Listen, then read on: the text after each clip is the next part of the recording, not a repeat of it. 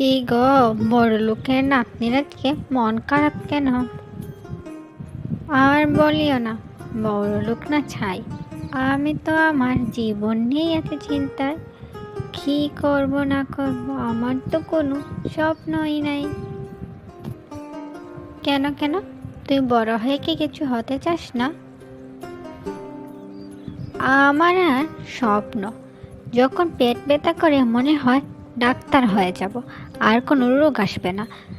আবার যখন ক্যাডি পাঠককে দেখি মনে হয় উকিল হয়ে যাব। আবার যে সময় সিআইডি দেখি ইচ্ছা হয় গোয়েন্দাগিরি করব। আর কি বলবো তোকে, যখন যা দেখি তখন তাই করতে মনে হয়। আমার স্বপ্ন তো সবসময় দৌড়ের উপর থাকে।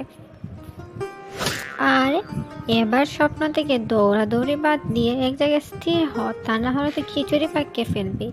না পারবি চালকে আলাদা করতে, না পারবি ডালকে আলাদা করতে। স্বপ্ন ছাড়া কি মানুষ হয় নাকি? আরে কি যে বলিস না, এত এত পড়াশোনার পেরা আমি নিতে পারবো না। তার চেয়ে আমি খেয়ে দিয়ে দিব্যি ভালো আছি। ঘুমালেই তো দেখি একদিন ডাক্তার হয়ে গেছি, আর একদিন উকিল হয়ে গেছি, আর একদিন জজ হয়ে গেছি। তাহলে কষ্ট করে পরে আর কি করব? প্রতিদিন স্বপ্নের মধ্যেই নিজের লক্ষ্য থেকে ঘুরিয়ে আসবো। আরে ধুর বোকা, সব কিছুতেই মজা করিস। আমরা ঠিক আছে স্বপ্ন বলি, কিন্তু আসলে একটা স্বপ্ন না, এটা হচ্ছে লক্ষ্য, যা পূরণের প্রত্যাশা মানুষকে ঘুমাতেই দেয় না। আর যা মানুষ ঘুমিয়ে ঘুমিয়ে দেখে তা কখনোই জীবনের লক্ষ্য হতে পারে না। হয়েছে যা, যে স্বপ্ন দেখতে আমার ঘুমটাই নষ্ট হয়ে যাবে, সেই স্বপ্ন দেখে আমার লাভটা কি?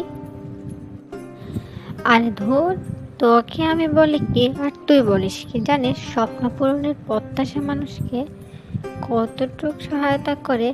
একটা মানুষ তার লক্ষ্যে পৌঁছানোর জন্য অনেক কঠোর পরিশ্রম করে আত্মনির্ভরশীল হতে পারে, বিভিন্ন অজানা বিষয় জানতে পারে, যা একটা মানুষের জীবনকে পরিচালনা করতে গুরুত্বপূর্ণ ভূমিকা পালন করে। হয়েছে, আমি তোর মতো লক্ষ লক্ষ করে নির্ঘুম রাত কাটাতে পারবো না। আমি তো বাবার টাকায় খাবো মায়ের হাতের রান্না, স্বামীর টাকায় চড়বো দামি দামি গাড়ি, পরবো সুন্দর সুন্দর শাড়ি। আর তুই একজন বড় লোকের মেয়ে বলে এসব বলতে পারতিস, কিন্তু তুই একজন জ্ঞানী মানুষের মতো চিন্তা করে দেখতো, আজকে তুই একজন মেয়ে, স্বাবলম্বী হতে তোর কী সমস্যা? আজকে যদি তুই স্বাবলম্বী হতে পারিস, তাহলে তুই নিজের মতো নিজের চাহিদা পূরণ করতে পারবে। না হলে বারবার তুই আব্বু আম্মুকে বলতে হবে, বা স্বামীর সংসারে গেলে স্বামীকে আমার ওইটা লাগবে ওইটা লাগবে, তারপর দিতে না পারলে আবার মন খারাপ করবে। কিন্তু তুই যদি একটা কিছু করতে পারিস, তাহলে তোর মন খারাপের তো কোনো প্রশ্নই ওঠে না, এবং তুই তোর স্বামীকে চাইলেই গিফট দিতে পারবি। সেটা ভালো না? আসলেই তো, that's like a good idea. আমি তোর সাথে একমত, কিন্তু জানিস তো আমি লেখাপড়া একটুও ভালো না। কি করে আমি পড়বো বোন? আমার দ্বারা এসব বড় বড় স্বপ্ন দেখা আর স্বপ্ন পূরণের প্রচেষ্টা কোনোটাই হবে না। জামাইকে বলবো, এনে দাও শাড়ি, দেখতে লাগবে তোমার বউকে পরি, না আনলে দিব তোমার সাথে আড়ি, চলে যাব বাপের বাড়ি। আরে সারা জীবন কি এভাবে মা বাবা স্বামীর টাকায় চলবি? তাদের প্রতি কি তোর কোনো দায়িত্ববোধ নেই? আমি আবার কি করব? এটা তো তাদের দায়িত্ব, মা বাবা তাদের সন্তানকে করবে, আর স্ত্রীকে স্বামী করবে। এটাই তো দেখে আসছি। আমি আবার কি করব? আমি তো এখনো ছোট। আমার মা বলে আমি এখনো ছোট আছি, বড় হলে কাজ করব। তো আমি যেদিন বড় হব সেদিন রোজগার করব। এখন এত প্যারা নিয়ে লাভ কি?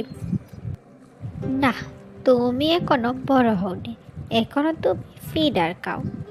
বাবা মায়ের কাছে কোনো সন্তানেরা বড় হয় না, তারা সবসময় তাদের কাছে ছোট হয়ে থেকে যায়।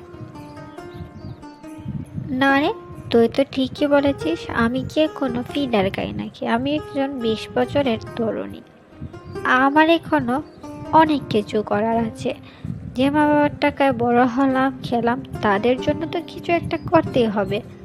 আসলে স্বপ্ন দেখতে হবে, স্বপ্ন ছাড়া জীবন হয় না।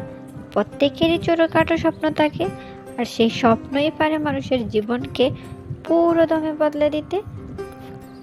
হ্যাঁ রে, নদীর এপার থেকে মনে হয় ওই পাড়টা কত সুন্দর, কিন্তু সেই সুন্দর পেতে তো অবশ্যই সাঁতার কাটতে হবে, না হয় নৌকায় করে পাড়ি দিতে হবে। হ্যাঁ রে, ঠিক বলেছিস।